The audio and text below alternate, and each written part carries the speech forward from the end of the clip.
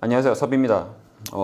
제가 시계 스트랩을 하나 가져왔어요. 에르메스 거고요.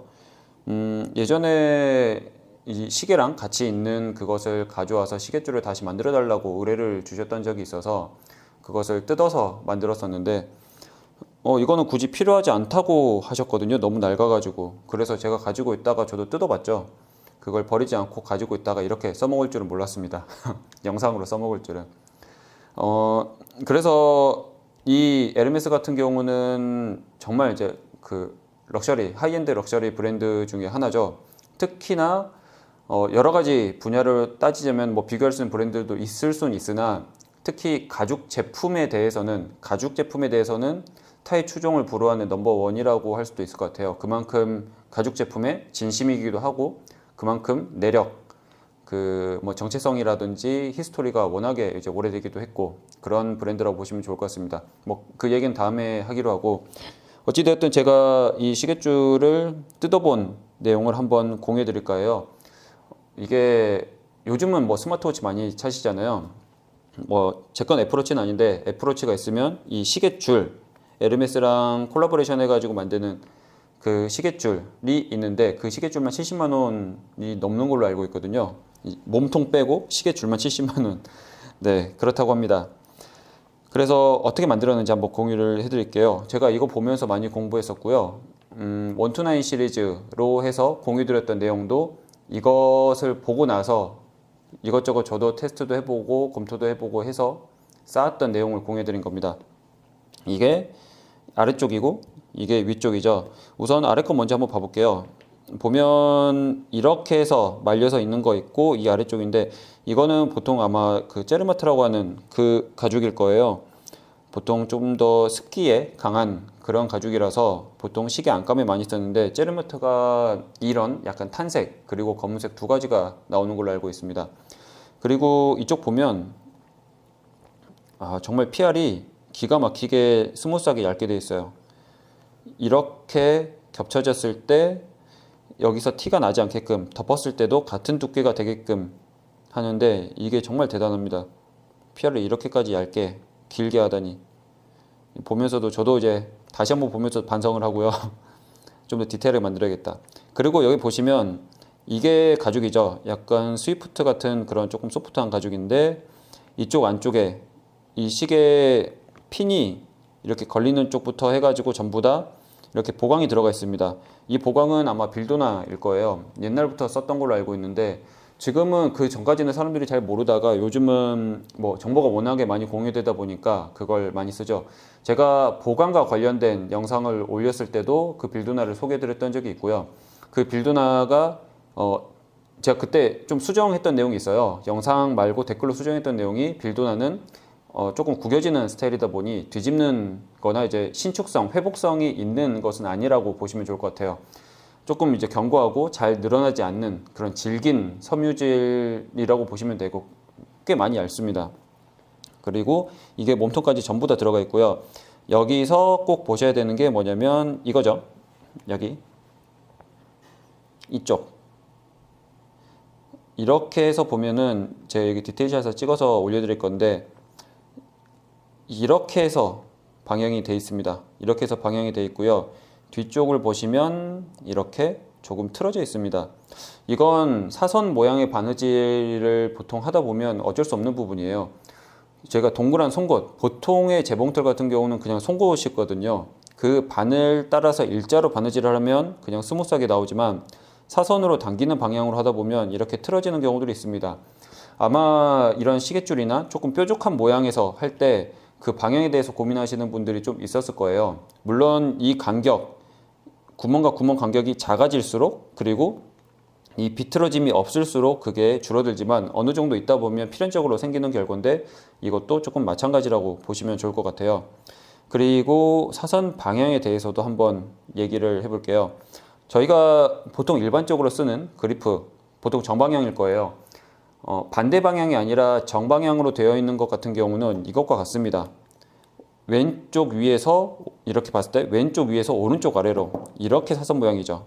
이제 영상으로 보시면 이렇게, 그러니까 이쪽 왼쪽 위에서 오른쪽 아래로 이렇게 되어 있는 구멍인데 이렇게 보시면 자 보이시죠? 방향이 역방향으로 되어 있습니다. 그러면 그렇게 생각할 수도 있을 것 같아요. 아 그래, 그러면 역방향 그리프로 구멍을 뚫어서 만들었구나 라고 생각하실 수도 있을 것 같은데 이거는 정확히 말하면 재봉틀입니다. 재봉틀이고, 제가 재봉틀로도 사선 모양이 충분히 나올 수 있다라고 영상을 올려드린 게 있어요. 그것을 참고해 보시면 될 것 같고, 거기에 대해서 굳이 설명을 할 필요가 없을 것 같아요. 어쨌든 결론은 재봉틀로도 사선 바느질이 나오고요. 이 에르메스 같은 경우도 재봉틀로 만들었습니다. 에르메스가 비싼 이유에 대해서 장인이 하나하나 손바느질을 하기 때문에 비싸다라고 얘기를 하시는데, 그거는 전혀 잘못된 얘기고요.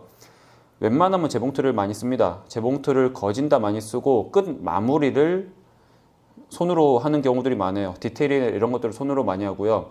그리고 보통의 공장들 같은 경우는 그걸 분업해서 하는데, 제가 알기로는 에르메스 같은 경우는 한 사람이 하나를 맡아서 하는 거는 맞다고 알고 있습니다. 즉 한 사람이 하나를 맡아서 하긴 하지만 재봉틀을 쓴다라는 거죠. 손으로 바느질을 하지 않고. 그것을 보여드리려면 여기를 보여드려야 될 것 같아요. 자, 이쪽 바느질 된 부분이죠. 바느질이 이렇게 돼 있잖아요. 보통 저희가 새들 스티치를 한다고 하면은 계속 교차해서 나옵니다. 이 영상도 제가 올려드린 게 있어요. 새들 스티치랑 재봉틀의 차이점에 대해서. 앞에서 나온 게 뒤로 가고 이렇게 왔다 갔다 하다 보니 계속 이렇게 교차해서 바느질이 됩니다. 근데 재봉틀 같은 경우는 그 중간에서 엮어서 당기게끔 돼 있거든요. 엮어서 당기고 윗실 아랫실이 당겨주고, 그래서 이 텐션을 조절을 잘못하면 이 실이 밑에 실이 위로 올라가거나 위에 실이 아래로 나오는 그런 결과들이 나와요. 자, 여기를 보셔야 될 것 같아요. 이쪽 여기 좀 뜯어서 보여드릴게요. 이렇게 실이 엮여 있는 부분 보이시나요? 이렇게 보통 손바느질로는 이렇게 잘 되지가 않고 쉽지도 않습니다. 굳이 이렇게 할 필요도 없고요. 재봉틀인 거죠. 보시면 재봉틀로 했기 때문에 이런 결과물이 나옵니다. 이렇게 제가 이거 디테일 샷 찍어서 보여드릴게요. 같이 이제 띄워드릴 건데, 이렇게 해서 아랫실이 이렇게 있고 윗실이 이렇게 해서 엮여 있는 거는 이제 대표적인 재봉틀로 만들었을 때 나오는 방식이라고 보시면 좋을 것 같아요. 그래서 어찌됐든 결론은 재봉틀이고, 이 재봉틀로 만든 영상 같은 경우는 유튜브에 찾아보시면 그 에르메스 이제 만드는 곳 거기서도 찾아보실 수가 있고요. 재봉틀로 만드는 게 나와요. 그 영상에서도 영상 찍힌 것들도 있어요. 공유되는 게. 그리고 에르메스 공식 유튜브 홈페이지는 아니죠. 공식 유튜브 채널에도 정말 지나가는 한 1초, 2초 영상으로 재봉틀로 만드는 영상들이 나와요. 그리고 그 에르메스 아뜰리에라고 하나? 그 만드는 곳에서 보면 생각보다 이렇게 목타를 치거나 그렇게 해서 바느질 하는 게 그리 많이 나오지 않습니다. 네, 재봉틀로 다 하고 나서 마무리만 보통 손으로 하고 갈아내서 엣지코트 한다든지 장식을 단다든지 그렇게 하는 경우들이 많거든요. 어찌되었든 결론은 에르메스의 모든 제품은 장인이 손으로 만들기 때문에, 손으로 손바느질 하기 때문에 비싸다라는 것은 아니다라는 거죠. 물론 손바느질해서 만드는 것도 있을 수는 있습니다만 대부분은 재봉틀로 하는 게 맞고요. 그리고 특징이 하나 뭐가 있냐면, 자, 제가 이거는 제 테스트를 해봤었는데, 보통 저희가 알고 있는 나일론실, 이건 나일론실이에요. MBT 건데 이렇게 녹습니다. 실이 녹아요. 근데 이거는 타죠. 리넨실입니다. 제가 가지고 있는 리넨실 하나 가져와 볼게요. 지금 보시면 이것도 링가블레 프랑스 거 리넨실인데, 이것도 같은 결과입니다. 이렇게 타죠. 리넨실은 타다 보니 마감을 저희가 보통 하는 나일론실처럼 잘라서 녹여서 눌러서 할 수가 없습니다. 그래서 보통 되받기를 하고 나서 정말 짧게 잘라 놓은 다음에 본드로 안에 넣어버리거나, 제가 예전에 올려드렸던 영상이 있어요. 어찌됐든 가죽과 가죽 사이에 넣어서 마감을 하는 그런 경우들이 있거든요. 이것도 마찬가지고요. 제가 이것을 풀기 전에 찍어 놓은 영상을 보면, 사진을 보면 그 상단 쪽에는 2땀에서 3땀 정도를 되받기를 해서 마감 처리해 놓은 게 있습니다. 그것을 마감하기 위해서 그렇게 겹쳐서 마무리를 했다고 보시면 좋을 것 같고요. 어찌됐든 이것만 보더라도 이렇게 되지만, 제가 이것 말고 그 에르메스 도곤 지갑을 수선을 했던 적이 있어요. 이제 너무 오래돼서 실이 이렇게 삭아서 그 터져서 그 부분만큼을 제가 실을 다 빼고 나서 바느질 해드리고 그 다음에 엣지 코트까지 한 번 더 정리를 해드린 적이 있는데, 거기서도 보면 이렇게 윗실과 아랫실이 이렇게 엮여서 있는 것을 사진을 찍어 놓은 게 있어요. 그것만 보더라도 모든 에르메스의 제품들은 손바느질 한다가 아니라는 거죠. 이제 이거는 팩트예요, 팩트. 뭐가 잘못되고 아니고가 아니라 손바느질 하는 게 아닌 것들이 꽤나 많다라는 것을 지금 보고 계시는 이 시계 스트랩, 그리고 제가 사진 찍어 놓은 것들을 보시면 아실 수가 있습니다. 그리고 정말 관심 있으신 분들 중에서 이렇게 접하실 수 있는 분들을 보면, 뜯어보면 이거 손바느질 아니네 라고 보실 수가 있을 거예요. 근데 어찌되었든 이런 특징이 있다, 이런 점들이 있다라고 보시면 좋을 것 같고요. 그래서 손바느질이 아니고 이제 사선 방향도 반대가 되어 있다라고 보시면 좋을 것 같아요. 그거는 재봉틀의 특징입니다. 그리고 이쪽 같은 경우, 이거 말고 이 링을 보여드릴게요. 이거 보면서 저는 대량으로 생산하는 그런 대기업이죠. 대기업에서 이렇게 했다는 것은 참 대단하다고 생각을 다시 한번 하는 편이에요. 링이죠. 지금 여기 루프라고 하는데 링 두 개가 있잖아요.